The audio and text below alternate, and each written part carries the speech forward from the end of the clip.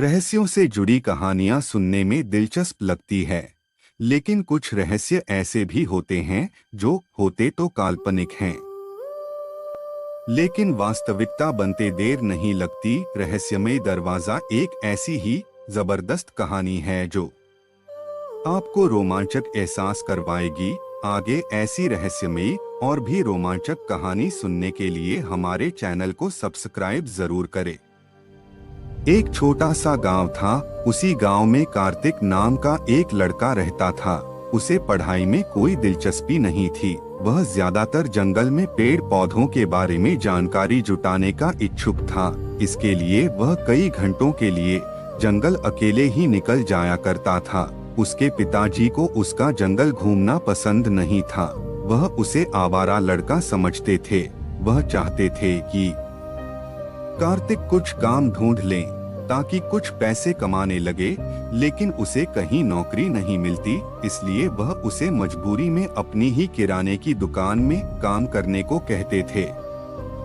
कार्तिक को दुकान का काम करने में कोई रुचि नहीं थी, लेकिन अपने पिताजी का दिल रखने के लिए उन्हीं के साथ दुकान में बैठने जाता था। कार्तिक को पतंग उड़ाने में मजा आता था, इसलिए वह खाली समय में अपने घर के पीछे पहाड़ी मैदान में पतंग उड़ाया करता था। कार्तिक की जिंदगी का कोई लक्ष्य नहीं था, इसलिए वह अपने काम में लापरवाही करता रहता था। कार्तिक के पिताजी जानते थे कि किराने की दुकान का काम कार्तिक के बस की बात नहीं, लेकिन उन्हें लग रहा था कि शायद वह काम सीख जाएगा। एक दिन कार्तिक दुकान में बैठा होता है। उसी समय एक ग्राहक आकर कार्तिक से छुट्टे पैसे मांगता है और कार्तिक बिना नोट चेक किए उसे खुला पैसे दे देता है और उसका नकली नोट अपने पास रख लेता है। और जब कार्तिक के पिताजी दुकान पर आते हैं तो वह नकली नोट उनके हाथ लग जाता है, और जब उन्हें सारी बात पता चलती है तो वह गुस्से से कार्तिक को दुकान से निकाल देते हैं और कहते हैं, तुम दोबारा दुकान पर मत बैठना।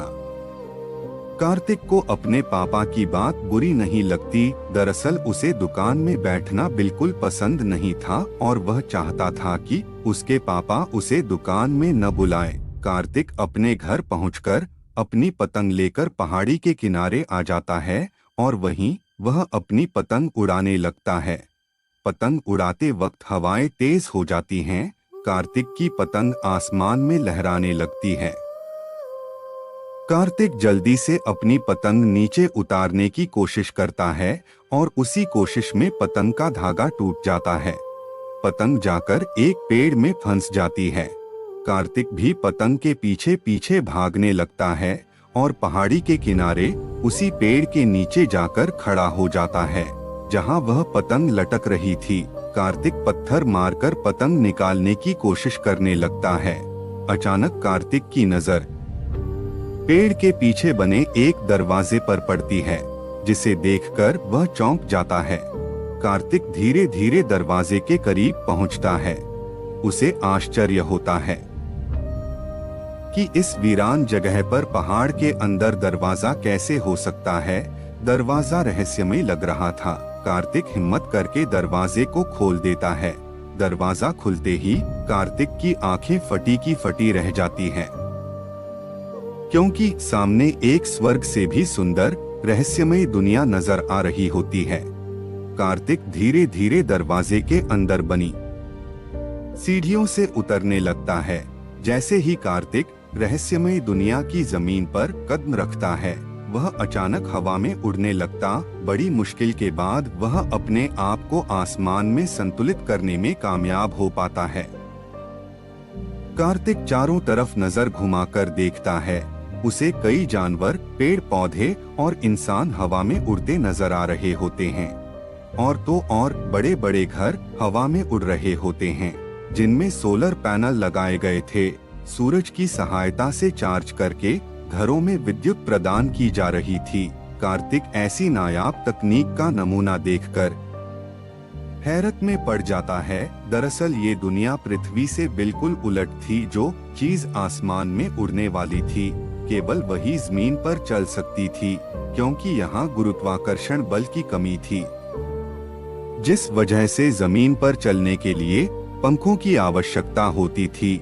इसलिए केवल पक्षी और उड़ने वाले कीड़े मकोड़े ही जमीन पर चल सकते थे। कार्तिक को यह नजारा अद्भुत लग रहा था। कार्तिक को इस रहस्यमय दुनिया के लोग अचंभे की तरह देख रहे थे। तभी कुछ लोग आकर कार्तिक से उसके बारे में पूछते हैं।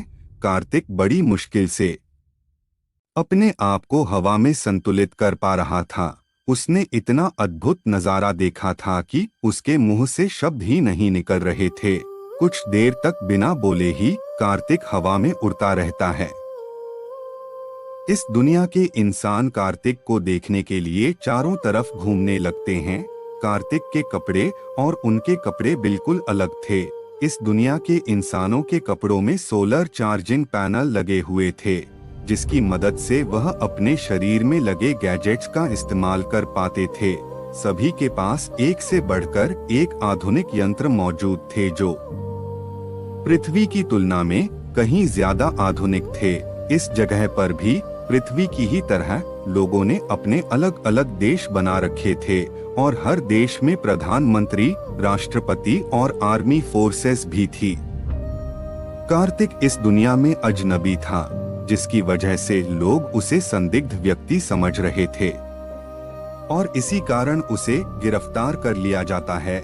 कार्तिक बहुत विनती करता है कि मैंने कुछ नहीं किया, मुझे गिरफ्तार क्यों कर रहे हो? लेकिन उसकी बात किसी को समझ में नहीं आती। यहाँ के लोगों की भाषा शैली बिल्कुल अलग थी। ज्यादातर लोग कम शब्दों में ही बात किया करते थे। कार्तिक को गिरफ्तार करके पूछताछ करने के लिए पुलिस थाने लाया जाता है।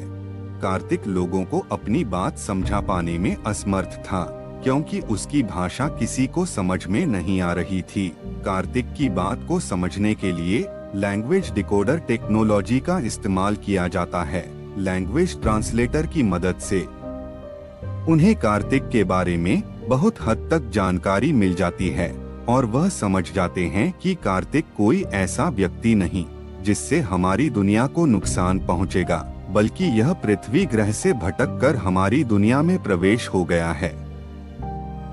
इस दुनिया के लोग कार्तिक को अपना मेहमान समझने लगते हैं। कार्तिक के खाने पीने के लिए शाही व्यंजनों की तैयारी की जाती है। कार्तिक इनके बदलते व्यवहार से चिंतित था, क्योंकि वह इनकी बातों को समझ नहीं पा रहा था। जैसे ही कार्तिक को खाने की टेबल के सामने लाया जाता है, कार्तिक के चेहरे में मुस्कुराहट आ जाती है, क्योंकि वह काफी देर से भूखा था। कार्तिक तुरंत खाने की टेबल के आसपास मंडराने लगता है और जैसे ही कार्तिक खाने का पहला निवाला मुंह में डालता है, उसे तुरंत उल्टी हो जाती है। खाने का स्वाद एकदम कड़वा था। कार्तिक को ऐसे खाने की आदत नहीं थी। खाने का अपमान देखकर दूसरी दुनिया के लोगों को गुस्सा आता है। वह इशारों में कार्तिक को खाने के लिए दोबारा कहते हैं, लेकिन कार्तिक उन्हें मना कर देता है। कार्तिक उन्हें इशारे से समझाता है कि अपने लिए खाना वह खुद ही बना लेगा, केवल उसे खाने पीने की चीजें उपलब्ध करा दी जाए। कार्तिक को पेड़ पौधों के बारे में पहले से ही अच्छी जानकारी थी। कार्तिक को किचन में भेज दिया जाता है और कुछ ही घंटों की मेहनत के बाद कार्तिक स्वादिष्ट खाना तैयार कर लेता है। कार्तिक के खाने की खुशबू से इस दुनिया के लोगों के मुंह में पानी आ जाता है और वह भी कार्तिक का बनाया हुआ खाना चखना चाह रहे थे। कार्तिक सभी को खाने के लिए आमंत्रित करता है। कार्तिक का बनाया हुआ खाना खाते ही सभी कार्तिक के दीवाने हो जाते हैं। उन्होंने आज तक इतना स्वादिष्ट खाना नहीं खाया था। इस दुनिया में पृथ्वी की तुलना में खाने के अलावा सभी चीजें बेहतर थी, लेकिन आज इन्हें खाने के बाद असली स्वाद का एहसास हो चुका था। प्रधानमंत्री के दौरे में एक से एक अधिकारी आए होते हैं और जैसे ही प्रधानमंत्री खाना खाते हैं, वह अपनी कुर्सी से उछल पड़ते हैं। कार्तिक ने स्वाद का ऐसा नायाब नमूना पेश किया था कि इस दुनिया में सभी उसके स्वाद के दीवाने होने लगते हैं। प्रधानमंत्री आदेश देते हैं कि कार्तिक को सर्वोच्च सम्मान दिया जाए और इससे खाना बनाने की सारी विधियां सीखी जाएं। प्रधानमंत्री के आदेश से कार्तिक को इस दुनिया का प्रतिष्ठित नागरिक बना दिया जाता है। कार्तिक के रहने के लिए एक बहुत ही सुंदर घर उपहार स्वरूप दिया जाता है। कार्तिक की जिंदगी बदल चुकी थी और वह अब पृथ्वी नहीं जाना चाहता था। धीरे धीरे कार्तिक इसी दुनिया का स्थायी नागरिक बन चुका था। इसके बाद कार्तिक ने वह रहस्यमय दरवाजा कभी नहीं खोला और वह हमेशा के लिए वही रह गया। दोस्तों, अगर आपको यह कहानी पसंद आई हो तो इस वीडियो को लाइक और चैनल को सब्सक्राइब कर दे। दोस्तों, आप वीडियो देखते तो है पर ना तो लाइक और ना ही सब्सक्राइब करते हैं। अगर आप लाइक और सब्सक्राइब कर देंगे तभी तो मुझे भी हिम्मत मिलेगी वीडियो बनाने की। अगर ऐसा नहीं होगा तो मजबूरन मुझे ये चैनल बंद करना पड़ेगा। आपका बहुत बहुत धन्यवाद।